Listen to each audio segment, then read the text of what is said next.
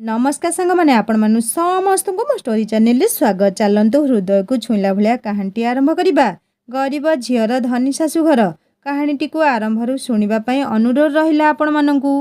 तुम झीर चिठी एथरक मन खुशी कर घर दुआर सजाड़ी दियो।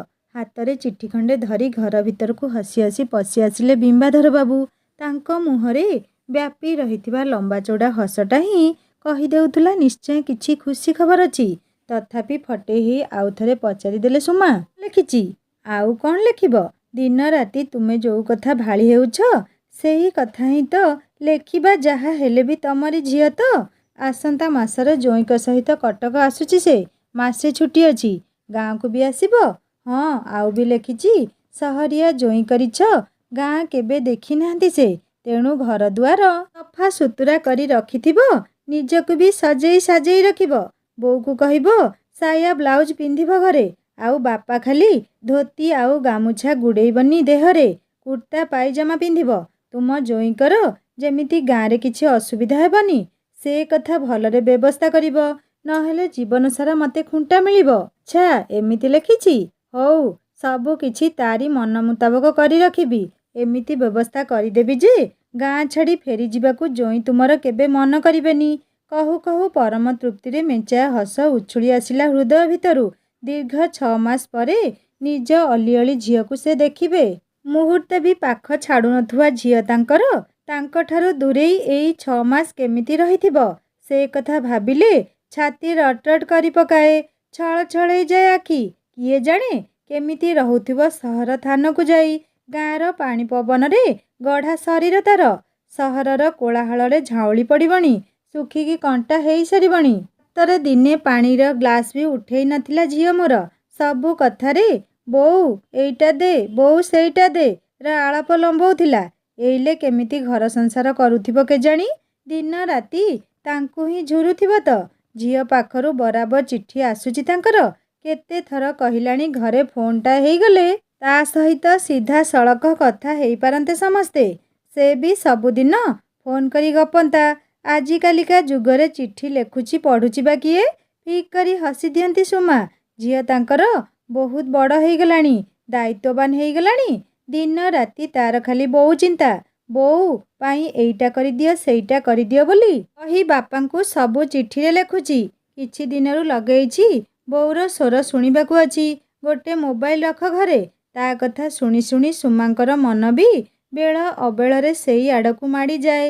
हेले अभावी संसार रे एसबु कथा भाबिबाकू भी साहस करि पारंतिनी बिंबाधर बाबू केवल बुझेई दियंती सबु हेब हेब गो मिनी बोऊ पिला दुईटा आमर पारेई गले गोटाए कौन पुंजाए फोन ने कथा हेब तुमे तांकर से नीलठा कथार किछि उत्तर दियंतिनी सुमा भविष्यतर सुख स्वप्न को हाथ मुठारे बंद करि नियंती। झीर चिंताटा बिना झिंझटे दूरेई जाइछि एबे खाली पुओ दुईटांक चिंता ठाकुर बड़ लोक तांको इच्छारे ए चिंता भी बड़ई जीवनी तांकू सबु किछि सुरुखुरे संपन्न हेई जीव निश्चय।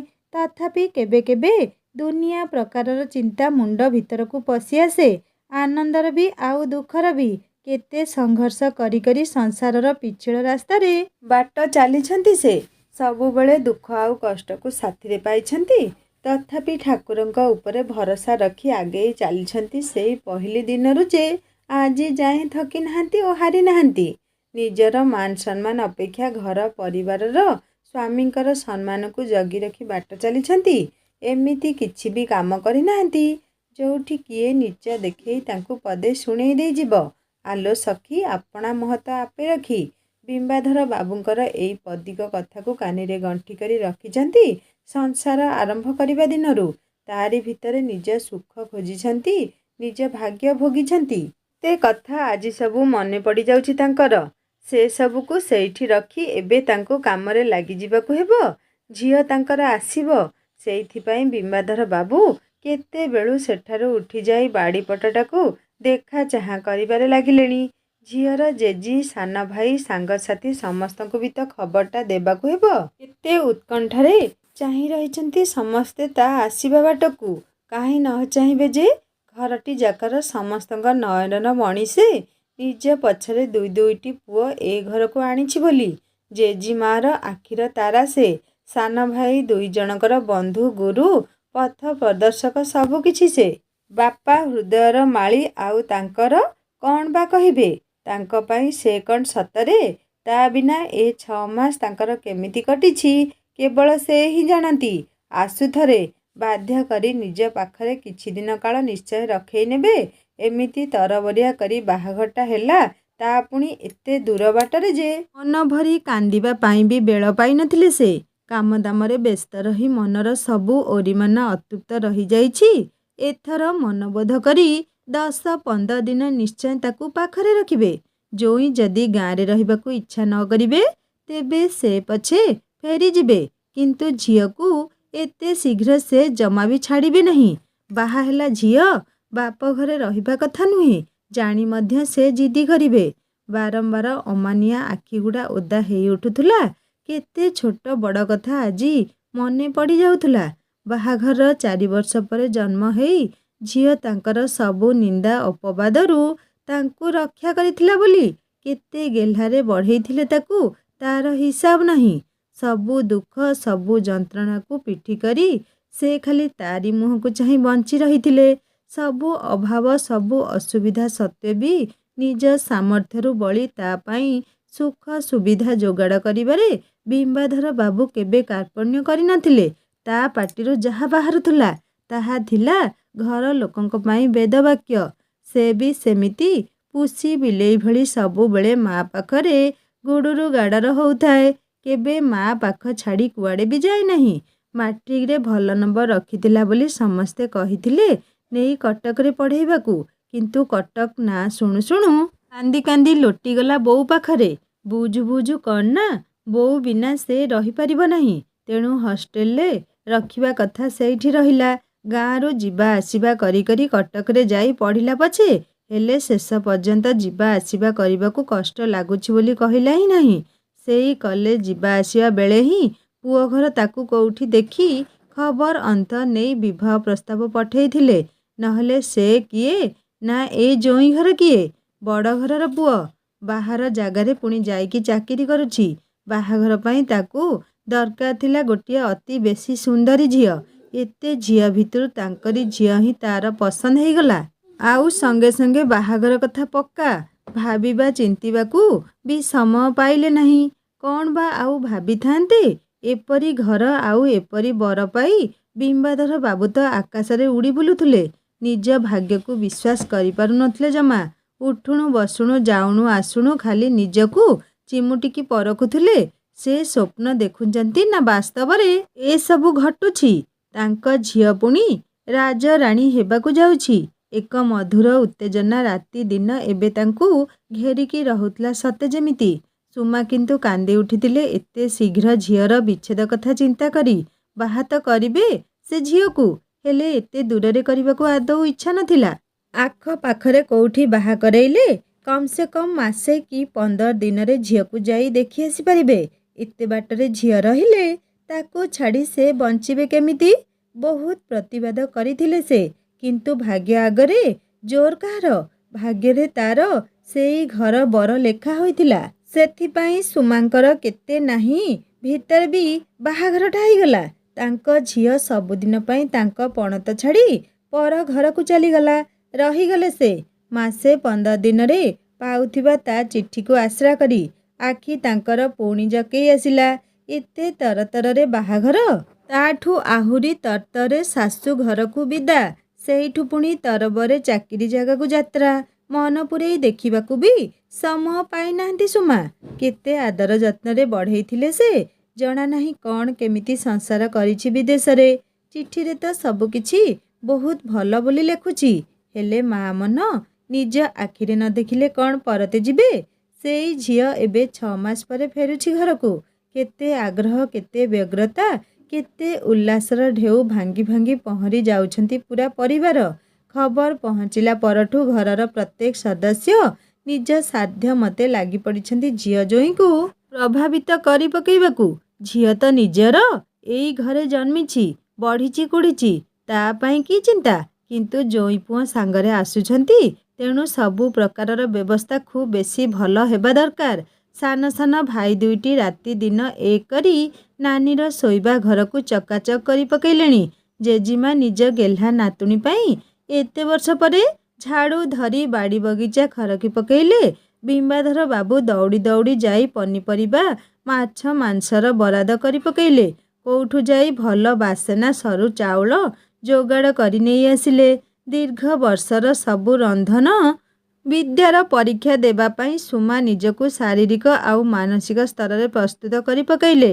ପଡ଼ିଶା ଘରର ପୁତୁରା ବୋହୂକୁ ପଚାରି କ'ଣ କ'ଣ ରାନ୍ଧିବେ, କ'ଣ ଖୁଆଇବେ, କୋଉଠି ବସେଇବେ, କୋଉଠି ଶୁଆଇବେ ଗୋଟିଏ ତାଲିକା କରି ପକେଇଲେ।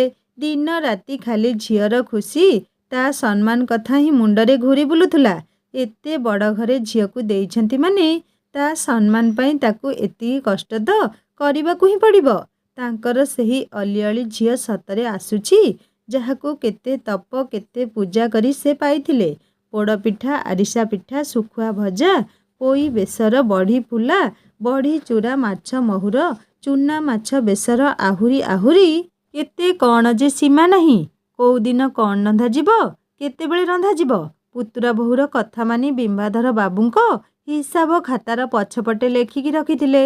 ବିମ୍ବାଧର ବାବୁଙ୍କୁ ତାଗିଦା କରିଦେଲେ, ଝିଅ ଜୋଇଁ ରହିବା ଦିନତକ ଘରୁ ଯେମିତି ଗୋଡ଼ ନ କାଢ଼ନ୍ତି। ପୁଅମାନଙ୍କୁ କହିଦେଲେ, ଭାଇନାଙ୍କ ଆଗରେ କଳିଗୋଳ ନ କରିବା ପାଇଁ, ମରାମରି ନ ହେବା ପାଇଁ। ସବୁ କିଛିର ଆୟୋଜନ ହେଇଗଲା। ଏବେ ଖାଲି ଦିନ ଗଣିବା କଥା। ଝିଅ ଜୋଇଁ କଟକରେ ପହଞ୍ଚି ଯିବାର ଖବର ପ୍ରଧାନ ଘରକୁ ଫୋନ୍ କରି ତାଙ୍କୁ ଜଣେଇ ଦେଇଥିଲେ ସମୁଦି। ଏ କଥା ମଧ୍ୟ କହିଦେଇଥିଲେ ଯେ ସମୟ ସୁବିଧା ହେଲେ ଝିଅ ନିଜେ ତାଙ୍କୁ ଫୋନ୍ କରି କଥା ହେଇଯିବ କେବେ। ସେହିଦିନଠାରୁ ପ୍ରତିଟି ମୁହୂର୍ତ୍ତକୁ ହାତରେ ଗଣି ଚାଲିଛନ୍ତି ସୁମାଦେବୀ। ଆଜି ଆସିବ, କାଲି ଆସିବ, ହେଇ 10 ଦିନ ବିତିଗଲାଣି। ବିମ୍ବାଧର ବାବୁଙ୍କ ବ୍ୟାକୁଳତା, ପିଲାମାନଙ୍କ ବ୍ୟସ୍ତତା, ଶାଶୁଙ୍କର ଅଧୀରତା ସବୁ ଦେଖୁଛନ୍ତି ସୁମା। ଅନୁଭବ ବି କରୁଛନ୍ତି ସେ। କିନ୍ତୁ କିଛି କରିପାରିବାର ଉପାୟ ନାହିଁ। ଥରେ ଦିଥର ଧୀର ସ୍ୱରରେ ବିମ୍ବାଧର ବାବୁଙ୍କୁ ଅନୁରୋଧ କରି ସାରିଲେଣି କଟକ ଯାଇ ଝିଅ ଜୋଇଁଙ୍କୁ ଶଙ୍ଖୁଳି ଆସିବାକୁ। କିନ୍ତୁ ସେସବୁ ମରହଟା ଯୁଗର ନୀତି ନିୟମକୁ ସମୁଦୁଣୀ ତାଙ୍କର ପସନ୍ଦ କରନ୍ତିନି ବୋଲି ସମୁଦି ବାହାଘର ପୂର୍ବରୁ ହିଁ ରୋକଠୋକ କରି କହିଦେଇଛନ୍ତି। ସେ ଶଙ୍ଖୁଳା ଫଙ୍କୁଳାର କି ଆବଶ୍ୟକତା ଅଛି? ଏଇଟା ତ ନିଜ ଘର କଥା, ଯିବା ଆସିବା ଚାଲିବ। ଏଥିରେ ନିମନ୍ତ୍ରଣ କରିବା, ଲୁଗାପଟା ପିନ୍ଧେଇବା କ'ଣ ଦରକାର? ଏ ଅଯଥା କାମ। ଆଜିକାଲିକା ଯୁଗରେ କାହା ପାଖରେ ଏତେ ସମୟ ଅଛି ଯେ ଏଇ ବେକାର ପରମ୍ପରାକୁ ମୁଣ୍ଡେଇକି ଧରିବ? ଏସବୁ ପରେ କୋଉ ମୁହଁରେ ଆଉ ଦୌଡ଼ି ଯିବେ ସେ ସହରକୁ? ଏମିତି ବି ସହରକୁ ଯାଇ ସମୁଦି ଘରର ସେଇ ସାହେବୀ ଆଦବ କାଇଦା ଭିତରେ ନିଜକୁ ସହଜ କରେଇ ଝିଅ ସହିତ ପଦେ ଅଧେ କଥା ହେବାକୁ ବି ତାଙ୍କର ସାହସ ହୁଏ ନାହିଁ। ସେଇଥିପାଇଁ ତ ଝିଅ 10 ଦିନ ହେବ ଆସିଲାଣି ବୋଲି ଜାଣିବା ପରେ ବି ଦୌଡ଼ି ଯାଇନାହାନ୍ତି ସେ। ବ୍ୟାକୁଳ ହେଇ ତା ଆସିବା ବାଟକୁ ଚାହିଁ ରହିଛନ୍ତି ପଛେ, କିନ୍ତୁ ଯିବା କଥା ତୁଣ୍ଡରେ ଧରି ବି ନାହାନ୍ତି। ସୁମାଙ୍କର ବାରମ୍ବାର ଅନୁରୋଧ, ପିଲାଙ୍କର ବ୍ୟସ୍ତ ବିବ୍ରତ ଭାବକୁ ଦେଖି ହଁ ଆସିଯିବ କହି ସାନ୍ତ୍ୱନା ଦେଇଛନ୍ତି କେବଳ। କିନ୍ତୁ କେବେ? ଦିନ ହେଇ 15 ଦିନ ଗଡ଼ି ଯାଇ ସାରିଲାଣି। ଯୋଉଠି ଗୋଟେ ମୁହୂର୍ତ୍ତ କାଟିବା କଠିନ ହେଉଥିଲା, ସେଠି ଦିନ ସବୁ କେମିତି କଟୁଥିବ? କେତେ ଆଉ ଫମ୍ପା ଆଶ୍ୱାସନାରେ ମନକୁ ବୁଝଉଥିବେ ସୁମା। ଆଉ ସହି ହେଉନାହିଁ। ସକାଳ ପହରୁ ତେଣୁ ଜିଦି କରୁଛନ୍ତି ବିମ୍ବାଧର ବାବୁଙ୍କ ଆଗରେ, ଥରେ ଯାଇକି ଝିଅକୁ ଦେଖିଦେଇ ତ ଆସ। ମୁଁ ସିନା ଯାଇପାରିବିନି, କିନ୍ତୁ ତୁମେ ତ ବାପ, ପୁରୁଷ ଲୋକ, ତୁମେ କାହିଁ ଯାଇପାରିବନି? ଜୋଇଁ ପଛେ ନ ଆସିଲେ ନାହିଁ, କିନ୍ତୁ ଝିଅକୁ ଆମର ଦିନେ ଓଳିଏ ପାଇଁ ତ ନେଇକି ଆସ। ହଉ ଯିବି ବୋଲି କହି ବିମ୍ବାଧର ବାବୁ ଯଥା ଶୀଘ୍ର ସେ ଜାଗା ଛାଡ଼ି ପଳେଇଗଲେ। ସୁମାଙ୍କୁ ବୁଝେଇବା ଆଉ ତାଙ୍କ ପକ୍ଷରେ ସମ୍ଭବ ନୁହେଁ। ଝିଅ ପ୍ରତି ତାଙ୍କ ସ୍ନେହ ଆଗରେ ସ୍ୱାମୀର ଇଚ୍ଛା ଅନିଚ୍ଛାର କିଛି ମୂଲ୍ୟ ନାହିଁ। ତାଙ୍କର କ'ଣ ଇଚ୍ଛା ହେଉନି ଝିଅକୁ ଦେଖିବାକୁ? ହେଲେ କେମିତି କହିବେ ସୁମାକୁ ଯେ ଝିଅ ଘରର ଝକମକ ଆଲୁଅରେ ତାଙ୍କୁ ନିଜର ପିତୃତ୍ୱଟା ଦେଖାଯାଏନି, ବରଂ ଦେଖାଯାଏ ତାଙ୍କ ଦାରିଦ୍ର୍ୟ, ତାଙ୍କ ଅସହାୟତା, ତାଙ୍କ ଅଶିକ୍ଷା, ତାଙ୍କ ମଫସଲିଆ ଚାଲିଚଳନ। ଏ ସବୁକୁ ନେଇ ନିଜ ଗାଁର ଚୌହଦି ଭିତରେ ସେ ସିନା ଜଣେ ମାନ୍ୟଗଣ୍ୟ ବ୍ୟକ୍ତି ବୋଲି ଗର୍ବ କରିପାରନ୍ତି, ହେଲେ ଏ ଚୌହଦି ଟପି ସେ ଯେତେବେଳେ ସହର ମୁହାଁ ହୁଅନ୍ତି, ବିଶେଷ କରି ଝିଅ ଘରକୁ ଯାଇଥିବା ରାସ୍ତାଟାରେ ପାଦ ଥୁଅନ୍ତି, ଏସବୁ ବୋଝଟିଏ ହେଇ ତାଙ୍କ ବେକରେ ଝୁଲି ପଡ଼େ। ଆଉ ଏ ବୋଝର ଓଜନ ଏତେ ଅଧିକ ଯେ ତାଙ୍କୁ ଉଠେଇ ଉଠେଇ ସେ ତା ଘରର ପାହାଚ ପାଖରେ ବି ପହଞ୍ଚି ପାରନ୍ତି ନାହିଁ। ଆଉ ତାକୁ ଦେଖିବେ ବା କ'ଣ? ତୁମ ଝିଅର ଫୋନ୍ ଆସିଛି। ପ୍ରଧାନ ଘରର ଚାକର ଟୋକାଟା ଧଇଁସଇଁ ହେଇ ଆସି ଖବର ଦେଇଗଲା। କ'ଣ ହେଲା? ଝିଅର ଫୋନ୍। ବସିବା ଥାନରୁ ଉଠିପଡ଼ି ଦାଣ୍ଡ ଆଡ଼େ ଦୌଡ଼ିଗଲେ ସୁମା। ବିମ୍ବାଧର ବାବୁଙ୍କୁ ନ ପଚାରି ଦିନେ କାଳେ କୂଅମୂଳକୁ ବି ଯାଇନଥିବା ସୁମା ଶାଶୁଙ୍କ ବିନା ଅନୁମତିରେ ଏ ଘରର ଏରୁଣ୍ଡି ବନ୍ଧ ନ ଟପିଥିବା ସୁମା ଏବେ ଆଉ ସୁମା ହେଇନଥିଲେ। ସେ ଥିଲେ କେବଳ ତାଙ୍କ ଅଲିଅଳି ଝିଅର ବୋଉ। କିଏ ଦେଖୁଛି, କିଏ ଡାକୁଛି, ସେସବୁ ଆଜି କିଛି ବି ଶୁଭୁନଥିଲା। ଆଜି ଦୌଡ଼ିଥିଲେ ଆଖି ବୁଜା ଝିଅର ସ୍ୱର ଶୁଣି ପକେଇବାକୁ। ହ୍ୟାଲୋ ବୋଉ। ଅମୃତ ଢାଳି ହେଇଗଲା ସତେ କି କାନରେ, କିନ୍ତୁ କଣ୍ଠ ବାଷ୍ପରୁଦ୍ଧ ହେଇ ଆସିଲା। କେତେ ଦିନ ନାହିଁ କେତେ ଯୁଗ ପରେ ଝିଅର ସ୍ୱର ତାଙ୍କ କାନରେ ଆଜି ବାଜି ଶୁଭୁଥିଲା। ସେଇ ବୋଉ ଡାକ, ସେଇ ବ୍ୟସ୍ତତା, ସେଇ ବ୍ୟାକୁଳତା। ତାଙ୍କରି ଝିଅ। ହଁ ତାଙ୍କରି ଝିଅ। କେତେ କ'ଣ ସବୁ କହିଯାଉଛି ସତରେ। କୋଉ ଯୁଗରୁ ଚାତକ ପରି ଚାହିଁ ବସିଥିଲେ ଏସବୁ ଶୁଣିବାକୁ ସେ। କିନ୍ତୁ ଏ କ'ଣ କହିଯାଉଛି ସେ ସତରେ? କ'ଣ ତାଙ୍କରି ଝିଅ ହିଁ କହୁଛି? ଧପ୍ କରି ଛାତି ଭିତରେ କ'ଣ ଗୋଟାଏ ଖସି ପଡ଼ିଲା ସତେ କି? ତାଙ୍କ କାନ ଯାହା ଶୁଣୁଛି ଏବେ, ସତରେ କ'ଣ ତାଙ୍କରି ସେଇ ଅଲିଅଳି ଝିଅ ହିଁ କହୁଛି? ସେଇ ସ୍ୱପ୍ନ ଦେଖୁ ନାହାନ୍ତି ତ? ବୋଉ, ଆମେ କାଲି ସକାଳୁ ଫେରି ଯାଉଛୁ। ଗାଁକୁ ଯିବାକୁ ଜମାରୁ ସମୟ ହେଲା ନାହିଁ ଏଥର। ଏଠି ବାବା ଏତେ ପାର୍ଟି ପିକନିକ୍ ସବୁର ଯୋଜନା କରିକି ରଖିଥିଲେ ଆଗରୁ ଯେ ଆସିବା ଦିନରୁ ଜମାରୁ ଫୁର୍ସତ ପାଇଲିନି ତମମାନଙ୍କୁ ଫୋନ୍ କରିବାକୁ। ପୁରା ଛୁଟିଟା ସେଇଥିରେ ସରିଗଲା। ଆଉ 2-4 ଦିନ ରହିଥାନ୍ତୁ, ହେଲେ ୟାଙ୍କ ଅଫିସରେ କ'ଣ ଗୋଟେ ଅର୍ଜେଣ୍ଟ କାମ ପଡ଼ିଲା ବୋଲି କାଲି ସକାଳ ଫ୍ଲାଇଟ୍ରେ ଆମେ ଯାଉଛୁ ବାହାରି। ମନ ଦୁଃଖ କରିବୁନି। ଆଉ ଥରେ ଆସିଲେ ତୋ ପାଖକୁ ଯିବାକୁ ମୁଁ ଚେଷ୍ଟା କରିବି ନିଶ୍ଚୟ। ଯାହା ତାଙ୍କ କାନ ଶୁଣୁଥିଲା ସେଗୁଡ଼ା କ'ଣ ସତରେ କେହି କହୁଛି, ନା ସେ ନିଜେ ନିଜେ ହିଁ କଳ୍ପନା କରୁଛନ୍ତି? ବୋଉ, ତୁ କିଛି କହୁନୁ ଯେ? କ'ଣ ଆଉ ରହିଗଲା କହିବାକୁ? ନୀରବ ରହିବା ଛଡ଼ା ତୁ ମନ ଦୁଃଖ କରୁଛୁ କି? ଏ ପ୍ରଶ୍ନର ଉତ୍ତର ସେ କ'ଣ ବା ଦେବେ? ମନ ଦୁଃଖ କରୁଛନ୍ତି କି ନାହିଁ ସେ କଥା ତାଙ୍କୁ କେମିତି ଦେଖେଇବେ? ଯୋଉ ଝିଅ ମା ପାଖକୁ ଆସିବାକୁ ଚେଷ୍ଟା କରିବ ବୋଲି କହୁଛି, ତା ପାଇଁ ମନ ଦୁଃଖ କିପରି କରିବେ ସେ? ବୋଉ, ବାପା କେମିତି ଅଛନ୍ତି? ଭଲ। ବଡ଼ କଷ୍ଟରେ ବାହାରି ପାରିଲା ତାଙ୍କ ପାଟିରୁ ଏତିକି। ଶୁଖି ଯାଉଥିବା ତଣ୍ଟିକୁ ଓଦା କରିବାକୁ ଚେଷ୍ଟା କରି ବିଫଳ ହେଲା ପରେ ସମସ୍ତ ଶକ୍ତି ଲଗେଇ ସେ ଖାଲି ଏତିକି କହିଲେ, ଘଣ୍ଟାକ ପାଇଁ କ'ଣ ଆସି ପାରିନଥାନ୍ତୁ? କେମିତି ଆସି ପାରିଥାନ୍ତି? କାଲିଠୁ ଗାଡ଼ିଟା ଖରାପ ହେଇଯାଇଛି ପରା, ନହେଲେ କ'ଣ ଆସିନଥାନ୍ତି? ଆଉ କିଛି ଶୁଣି ପାରିଲେ ନାହିଁ ସେ, କହିବି ପାରିଲେ ନାହିଁ। ଥାଉ, ବଡ଼ ଘରର ବୋହୂ ସେ, ତାଙ୍କ ଝିଅ ନୁହେଁ। ବହି ଆସୁଥିବା ଲୁହକୁ ରଗଡ଼ିକି ପୋଛିଦେଲେ। ଫୋନ୍କୁ ଯଥା ସ୍ଥାନରେ ରଖି ବୁଲି ପଡ଼ିଲା ବେଳକୁ ବିମ୍ବାଧର ବାବୁ ଉତ୍କଣ୍ଠାରେ ତାଙ୍କୁ ଚାହିଁ ରହିଥିବାର ଦେଖିଲେ। ତାଙ୍କ ଆଖିରେ ଆଖି ମିଶିଗଲା ମାତ୍ରେ ପଚାରିଦେଲେ, କ'ଣ ହେଲା? ଆଜି ଝିଅ ଆସୁଛି କି ନାହିଁ? ତାକୁ ସମୟ ନାହିଁ। କାଲି ସକାଳୁ ସକାଳୁ ଉଡ଼ାଜାହାଜରେ ବସି ବଡ଼ ଘରର ବୋହୂଟି ଫେରି ଯାଉଛି। ଥକ୍କା ମାରି ଯାଇଥିବା ବିମ୍ବାଧର ବାବୁଙ୍କୁ ସେଇଠି ଛାଡ଼ି ସେ ଆଗେଇ ଗଲେ। ପଛରୁ ଦୀର୍ଘ ଶ୍ୱାସଭରା ସ୍ୱରଟିଏ ଆସି ତାଙ୍କ କାନରେ ବାଜି ଛାତି ଭିତରକୁ ପଶିଗଲା। ସହରକୁ ଯାଇ ତାକୁ ଟିକେ ଦେଖି ଆସିବା କି ଆଜି? ଥାଉ, ମୋ ପାଖରେ ସମୟ ନାହିଁ। ତୁମର ବି ତ କେତେ କାମ ପଡ଼ିଛି। ଆଜି ପରା ବିଲକୁ ହଳ ଯିବାର ଥିଲା। ଯାଅ ଦେଖିବ ହଳିଆ ଆସିକି ବଳଦ ଫିଟେଇଲା କି ନାହିଁ। କହୁ କହୁ ମୁହଁ ବୁଲେଇ ଫେରି ଆସିଲେ ସୁମା ନିଜ ଘର ଭିତରକୁ। ଯୋଉଠାର ମାନ ସମ୍ମାନକୁ ସେ ଆଜି ଯାଏଁ କାହା ପାଇଁ ବଳି ଚଢ଼େଇ ଦେଇନାହାନ୍ତି, ସେ ତେଣିକି ତାଙ୍କ ଜନ୍ମକଲା ଝିଅ ନ ହେବା କାହିଁକି? ସାଙ୍ଗମାନେ, କାହାଣୀଟିକୁ ଏଇଠି ସମାପ୍ତ କରୁଛି। ଗରିବ ଝିଅର ଧନୀ ଶାଶୁଘର କାହାଣୀଟି କେମିତି ଲାଗିଲା ମୋତେ ନିଶ୍ଚୟ କମେଣ୍ଟ କରି ଜଣାଇବେ। ଆଉ ଯଦି ଭଲ ଲାଗିଥାଏ ଲାଇକ୍ ଟିକେ କରିବେ, ସାଙ୍ଗମାନଙ୍କ ସହିତ ସେୟାର କରିବେ। ଆଉ ଯଦି ମୋ ଚ୍ୟାନେଲରେ ନୂଆ ଅଛନ୍ତି ତାହେଲେ ସବସ୍କ୍ରାଇବ୍ କରି ବେଲ୍ ଆଇକନ୍ ଦବାଇ ଦେବେ। ହିନ୍ଦୀ ଷ୍ଟୋରି ଚ୍ୟାନେଲରେ ନୂଆ କାହାଣୀ ଅପଲୋଡ଼ ହେଇଯାଇଛି, ଆପଣମାନେ ଭିଜିଟ୍ କରି କାହାଣୀ ଶୁଣନ୍ତୁ। ସବସ୍କ୍ରାଇବ୍ ନିଶ୍ଚୟ କରିବେ। ରହୁଛି ନମସ୍କାର, ଜୟ ଜଗନ୍ନାଥ।